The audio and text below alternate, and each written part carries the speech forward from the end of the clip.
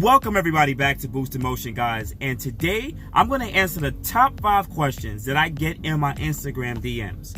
Now these questions are actually repetitively asked to me, so I wanted to make a quick video for some of you guys just in case you guys want to ask these questions to me. But before I get in the video, you can contact me at Boost in Motion on Instagram and Boost in Motion on Facebook. So let's get into number 1. Alright guys, so the number 1 question I always get asked is, what is the best way to increase the amount of horsepower on your VQ motors at a relatively cheap cost? And I'm talking about affordable for everybody. And the one top thing I always sit there and say is remove the CATs. Yes, your catalytic converters. Some of you guys don't like the way I pronunciate that one. But pretty much you have 2 options. You can either go with test pipes for your VQ motor, or you can go with high flow CATs. Usually the high flow CATs will be more expensive because you still just come down from a higher cell count of the cat material down to a more flow, less restrictive cell count. And also that's more welding and more work for them to do. So that's why it costs so much. The test pipe is pretty much just a pipe. That's it. They pretty much just remove the cat and just add straight pipe. That's all. And this power, this usually will give you an increase between 5 to 10 wheel horsepower. Now, if you tune it, it could give you probably a bit more. All right. So this is one of the top modifications for the VQ motor that give the most power for relatively cheap. Anything else other than that, guys, you need a supercharger. I don't care what guys, what you want to sit there and say. You guys want to get mad at me? You need a supercharger. You got to go F5. And now that brings me to number 2. All right, guys. So for number 2 is the second question I get asked the most is, what's the best way to increase your horsepower on your VR cars? This applies for the premium, luxe, red sports, pretty much any VR cars. And that is, it needs to be broken down into 2 parts. But I'm gonna be fair, but let me break it down to 2. You have the most affordable bolt-on, and that will be a lower downpipe install. Okay, guys, lower downpipes. We have 2 catalytic converters. You guys don't like the way I pronunciate that. You have an upper and lower. It's been proven to just remove the lower because you'll have less issues with your turbos. You won't have so much issues with check engine lights, even though a tiny exceptional amount of people have had little issues with the lower downpipes, but it's been a small amount. I still gotta leave that up to installation error. But lower downpipes have been proven on dynos from plenty of dynos I've seen, and you guys can go look it up because this is Google, that if you just do a lower downpipe install on a pretty much stock 3.0T or red sport, you can increase your wheel horsepower from between 10 to 30 wheel horsepower. Legit. Some people might sit there and say that's just a boost spike. Yep, it could just be a boost spike, but it is an increase in power and it is allowing the turbos to spin a lot quicker. Now, we're still on the second question. And you can break this down into 2 other things. A burger tuning device where you allow, which is pretty much a glorified boost controller, which will increase the amount of horsepower because it increases the amount of PSI on the stock fueling maps. So is it safe to use? Yes. It's been proven, it's been used really well? Yes. Look up burger tuning, take your time, there's plenty of information out there. Also, you guys can get a tune, an actual tune from ECU Tech Tune, and you can look up any tuner in your area and they can tune and flash your car. And this will increase your car substantially the amount of power. Both of those devices, well, that device and that tune relatively works, relatively great amount. But let me be fair here. This is gonna go to number 3. And guys, that brings me to number 3. You guys ask this third question a lot. Will tuning your car void your warranty? And I'm gonna be honest with you guys, because I love being honest. Because tuners don't like me. Well, some tuners don't like me. It's their business to tune your car. So if you ask them that, they're gonna sit there and say, well, just sign out this disclosure. This prevents them from you trying to sue them for anything else that might happen to your car. That's what that agreement's for, that you're signing when you get your car tuned. But when it comes to you and a dealer experience, if you have a VR car and you get it tuned, and let's just say your turbos go, they decide to blow out, start leaking oil, or your motor might have went, whatever the case might be, and it's a relatively new car. Depending on the disclosure of the Infiniti dealership, they could sit there and say, you know what, this isn't normal. These cars don't usually do this. Whatever their experience are, they can sit there and access the car's ECU and see the parameters that have been changed. They can see if there's a flash counter or freeze frame. Some of you guys are going to sit there and comment below and say, well, I blew my motor and it got replaced. My dealership mad cool. Well, that's you. You're an exception. For the majority of people, unfortunately, they sometimes have to come out of pocket when they modify their car. So understand this. you are taking a risk when you go get your car tuned. And I'm talking about ECU tech tune, up rev tune, pretty much a flash tune done to the ECU. I'm not talking about burger tuning, pretty much boost controller that plugs in. That's a totally separate device that's pretty much untraceable.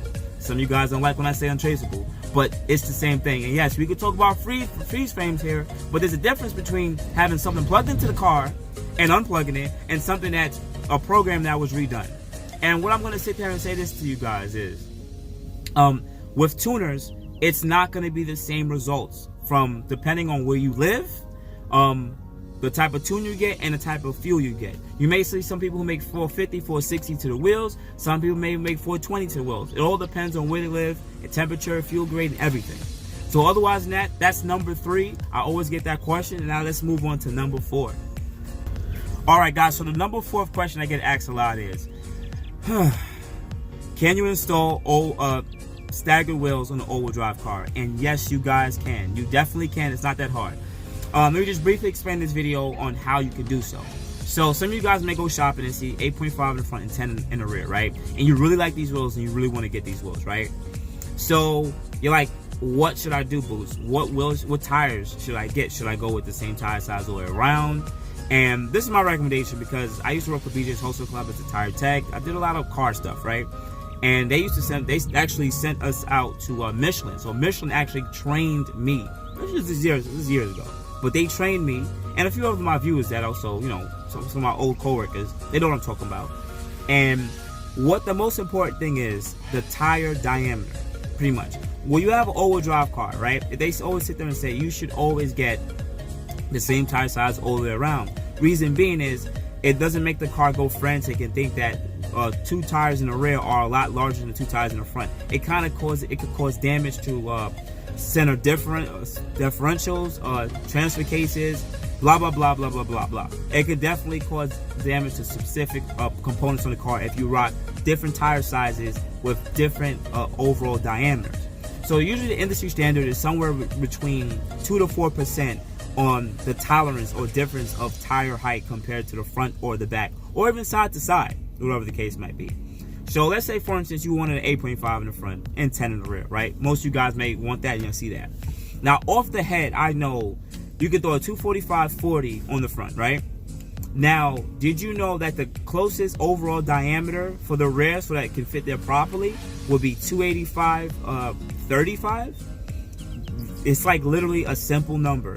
Literally just add 40 more millimeters to the tire width, which is the 245. That'll bring it to 285.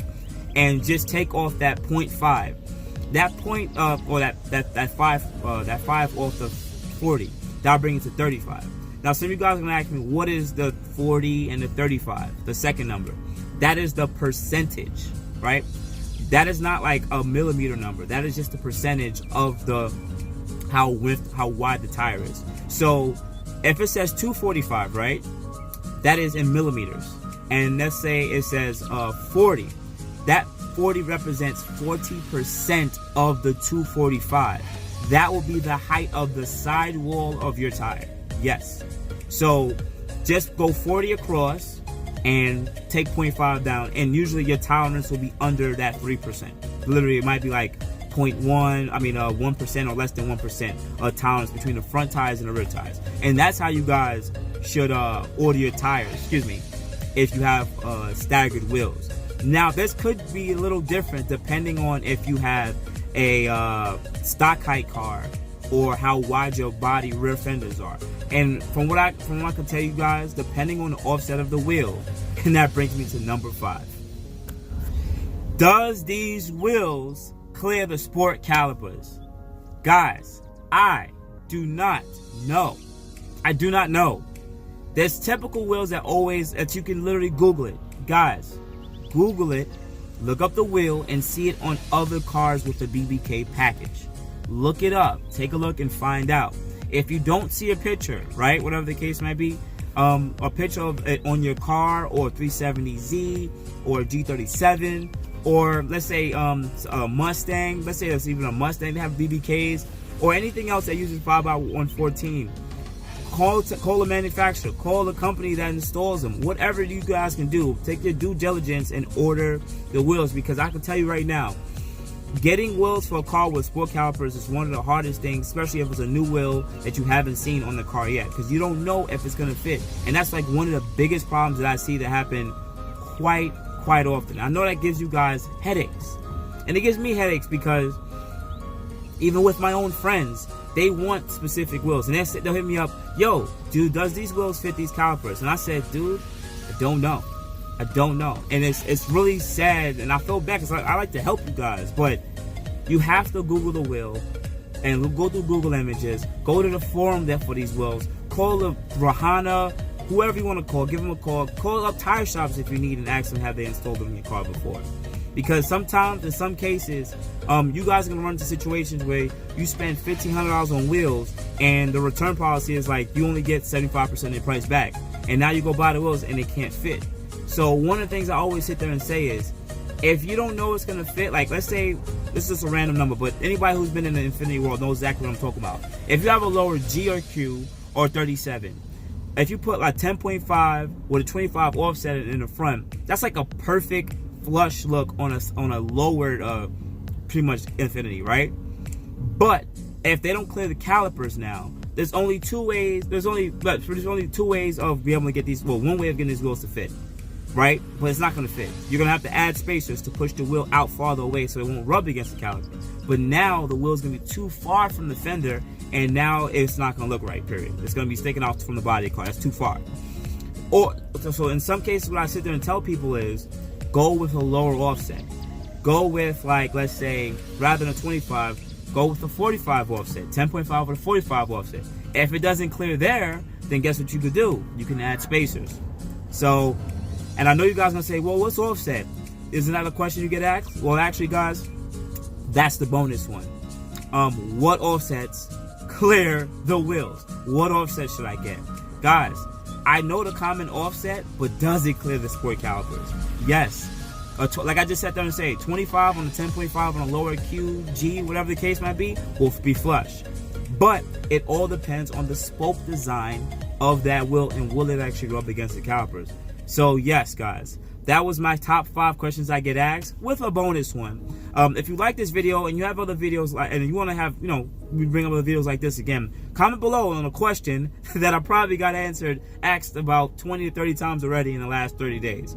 But otherwise, that's Boost Motion. You can contact me at Boost Motion on Instagram, Boost Motion on Facebook. And I appreciate the time you guys take to watch these videos, and I hope I made you laugh, and I hope I didn't make you guys cry. But keep the questions coming. Enjoy your day, your afternoon, and good night. Later, guys.